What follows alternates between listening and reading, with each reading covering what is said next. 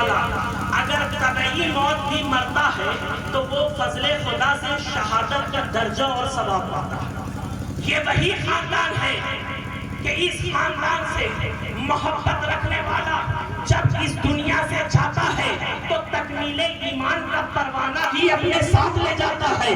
یہ وہی خاندان ہے کہ اس خاندان سے محبت کرنے والے کی قبر زیارت گاہ ملائکہ بن جاتی ہے۔ یہ وہی خاندان ہے کہ اس خاندان سے بغض و حسد رکھنے والا دنیا و آخرت میں تباہ و برباد ہو جاتا ہے۔ اللہ اکبر کبیرہ، اگر کوئی کعبہ و حرم میں جا کر عبادت کرے، مقام ابراہیم پر نماز پڑھے، حجر اسود کا بوسہ لے اور اس کے دل میں خاندان مصطفیٰ کا اگر ذرہ برابر بھی بغض ہوا، حسد ہوا، جلن ہوا تو ساری عبادتیں اس کے منہ پر مار دی جائے گی اور اسے جہنم میں ڈھکیل دیا جائے گا۔ تو کیا سمجھ میں آیا کہ جو کشتی اہل بیت پر سوار ہو جاتا ہے وہ مجدھار میں بھی پار ہو جاتا ہے، اور جو کشتی اہل بیت سے دور ہو جاتا ہے وہ دنیا و آخرت میں شرمسار ہو جاتا ہے۔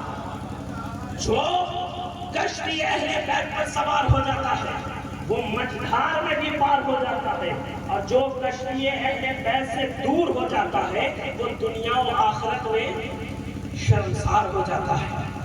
عزیزان گرامی وقار، خاندان مصطفیٰ اس چمن کا نام ہے جس چمن کا ہر فرد اپنی خوشبو سے گلاب و یاسمن کو شرمندہ چمن کرتا ہوا نظر آتا ہے۔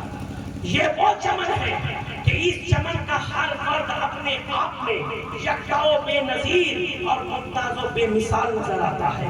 ان کی جلوت بھی بے نظیر، ان کی خلوت بھی بے نظیر، ان کی تنہائی بھی بے نظیر، ان کی انجمن آرائی بھی بے نظیر، ان کی خاموشی بھی بے نظیر، ان کی گویائی بھی بے نظیر۔ یہ وہ چمن ہے جس چمن کا ہر پھول رشک بہار علم ہے۔ یہ وہ چمن ہے جس چمن کا ہر فرد پاسبان بیت الحرم ہے۔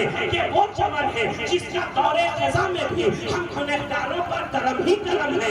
یہ وہ چمن ہے جن کے ہاتھوں میں ہم غلاموں کا بھرم ہے۔ یہ وہ چمن ہے جس چمن میں حسن کی چمک بھی ہے اور حسین کی مہک بھی۔ یہ وہ چمن ہے جس میں زین العابدین کی دمک بھی ہے اور علم باطن کی دھمک بھی۔ یہ وہ چمن ہے جس میں جعفر صادق کی جھلک بھی ہے اور موسیٰ کاظم کی رمق بھی۔ یہ وہ چمن ہے جس میں علی و تقی و نقی کی نفاست بھی ہے اور امام ہادی و مہدی کی ہدایت بھی۔ یہ وہ چمن ہے جہاں صبر بھی ہے اور رضا بھی ہے۔ یہ وہ چمن ہے جہاں خشیت بھی ہے اور للہیت بھی ہے۔ یہ وہ چمن ہے جہاں علم بھی ہے اور علم بھی ہے۔ یہ وہ چمن ہے جہاں جود و سخا بھی ہے اور فضل و عطا بھی ہے۔ یہ وہی چمن ہے جہاں محی الدین بھی ہے اور معین الدین بھی ہے۔ یہ وہی چمن ہے جہاں فرید الدین بھی ہے اور نظام الدین بھی ہے۔ یہ وہی چمن ہے جہاں قطب الدین بھی ہے اور علاء الدین بھی ہے۔ یہ وہی چمن ہے، یہ وہی چمن ہے جہاں نصیر الدین بھی ہے اور شہباز ملت والدین بھی ہے۔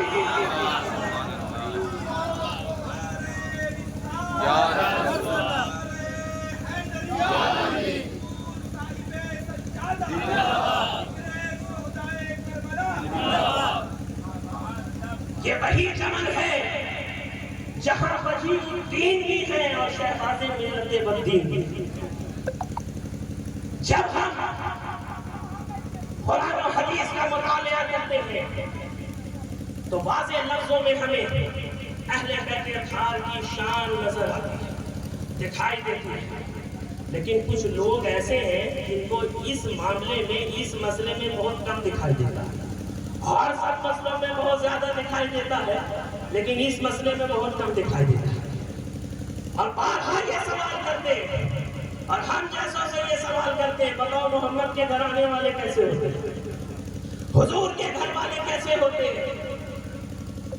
مصطفیٰ جان رحمت صلی اللہ علیہ وسلم کے شہزادے کیسے ہوتے ہیں؟ ان کے خاندان والے کیسے ہوتے ہیں؟ تو آپ جواب دیجئے گا، مصطفیٰ کے گھر والے ایسے ہوتے ہیں، محمد کے گھرانے والے ایسے ہوتے ہیں، خود تو بھوکے رہے اوروں کو کھلا دیتے ہیں، ایسے ہوتے ہیں محمد کے گھرانے والے۔ خود تو بھوکے رہے اوروں کو کھلا دیتے ہیں، ایسے ہوتے ہیں محمد کے گھرانے والے دین پر بچوں کو جو اپنے کٹا دیتے ہیں، ایسے ہوتے ہیں محمد کے گھرانے والے راہ مولا میں جو ہر چیز لٹا دیتے ہیں، ایسے ہوتے ہیں محمد کے گھرانے والے اسرائیلوں کو جو طلب سے سوا دیتے ہیں، ایسے ہوتے ہیں محمد کے گھرانے والے عرض کربل کو یکا یک جو ہلا دیتے ہیں، ایسے ہوتے ہیں محمد کے گھرانے والے ظلم کی شاخ جو کاٹ گرا دیتے ہیں، ایسے ہوتے ہیں محمد کے گھرانے والے ریگزاروں میں بھی پھول اگا دیتے ہیں، ایسے ہوتے ہیں محمد کے گھرانے والے سر نیزہ جو قرآن سنا دیتے ہیں، ایسے ہوتے ہیں محمد کے گھرانے والے خود تو نہیں پیتے اوروں کو کھلا دیتے ہیں، ایسے ہوتے ہیں محمد کے گھرانے والے چاہنے والوں کو جو عمدہ سلا دیتے ہیں، ایسے ہوتے ہیں محمد کے گھرانے والے دکھ کے ماروں کو جو ہر وقت دوا دیتے ہیں، ایسے ہوتے ہیں محمد کے گھرانے والے۔ پھر سوال ہوگا کیسے ہوتے ہیں محمد کے گھرانے والے؟ آپ جواب دیجئے گا کنبے اسنی سے جو مردوں کو جلا دیتے ہیں، ایسے ہوتے ہیں محمد کے گھرانے والے ایک کوزے میں جو ساگر کو سما دیتے ہیں، ایسے ہوتے ہیں محمد کے گھرانے والے چھوٹ کو جو ابدال بنا دیتے ہیں، ایسے ہوتے ہیں محمد کے گھرانے والے آفتابہ سے جو شیروں کو بھگا دیتے ہیں، ایسے ہوتے ہیں محمد کے گھرانے والے۔ اور آخری جواب دیجئے گا جو طالب مولا کو مولا سے ملا دیتے ہیں، ایسے ہوتے ہیں محمد کے گھرانے والے۔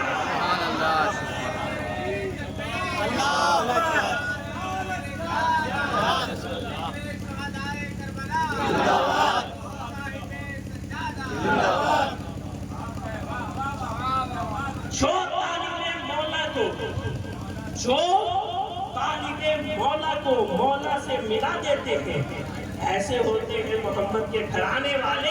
تو پھر یہ کہا جا سکتا ہے کہ اس رات سے واقف ہے زمانے والے، اب بھی زندہ ہے محمد کے گھرانے والے، اب بھی زندہ ہے محمد کے گھرانے والے۔ قُلْ لَا أَسْأَلُكُمْ عَلَيْهِ أَجْرًا إِلَّا الْمَوَدَّةَ فِي الْقُرْبَى۔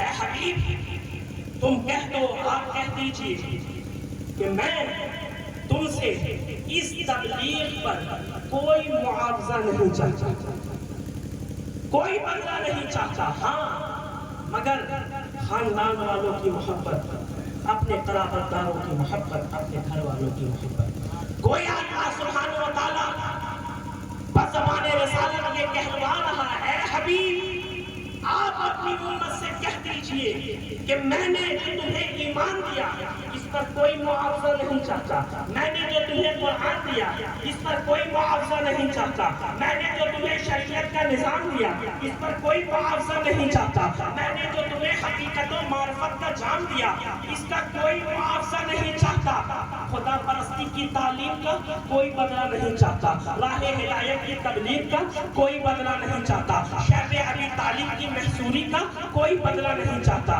بازار طائف کی لہو لہانی کا کوئی بدلہ نہیں چاہتا، اہل مکہ کے سوشل بائیکاٹ کا کوئی بدلہ نہیں چاہتا، اہل مکہ کی ایذا رسانی کا کوئی بدلہ نہیں چاہتا، جنگ احد میں اپنے دندان کی شہادت کا کوئی بدلہ نہیں چاہتا۔ میں تم سے کسی چیز کا کوئی بدلہ نہیں چاہتا، کوئی معاوضہ نہیں چاہتا، کوئی ریٹرن نہیں چاہتا، اگر چاہتا ہوں تو حکم خدا سے بس اتنا چاہتا ہوں کہ تم میرے قرابت داروں سے، میرے گھر والوں سے، میرے رشتہ داروں سے سچی محبت کیا کرو، ان کا ادب کیا کرو، ان کا احترام کیا کرو، ان کا مان سمان کیا کرو، بلکہ ان پر اپنا سب کچھ قربان کرو۔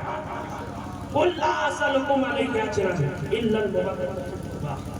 حضرات محترم، اللہ سبحانہ وتعالی ہم تمام لوگوں کو اہل بیت مصطفیٰ کی سچی محبت عطا فرمائے۔